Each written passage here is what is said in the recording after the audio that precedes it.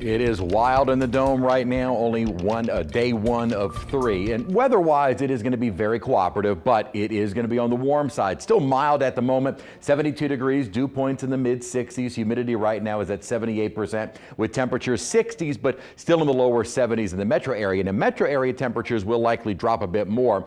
At lakefront and near the coast, probably not a great deal more than we are right now. Lake and Gulf water temperatures are in the mid-70s.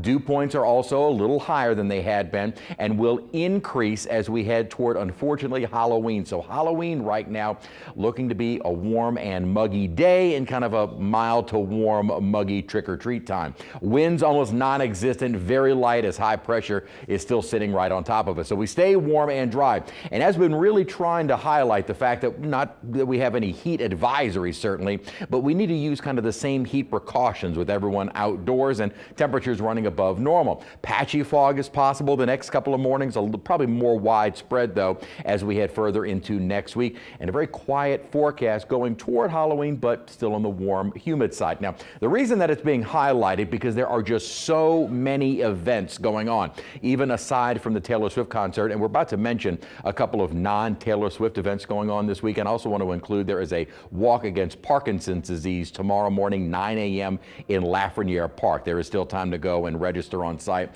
all for a good cause. So just be mindful of the, again, not excessively hot temperatures, but above normal, and just use the same kind of heat precautions that we would in the summer. Obviously not as bad, but staying hydrated and definitely having sunscreen with you. Though the sun angle is a little lower, you can still get burned as high pressure is going to dominate over the next several days. That is what is controlling us at the surface and will continue to do so for the rest of this weekend, really going into next week, although things will kind of change a little bit. Weak front to our north, going to try and move closer, but never do anything for us. That's going to dissipate. Fast forwarding now to Monday, we'll have kind of a prolonged southeasterly wind. This is why we will start to see those humidity values increasing by mid to late week, which includes Halloween. Models have been trying to bring in a few showers. Going to keep a mention of maybe an isolated sprinkle. Most of us will not see any rainfall. Most of the area won't see any rainfall, but with that persistent flow may squeeze out a couple of little light sprinkles,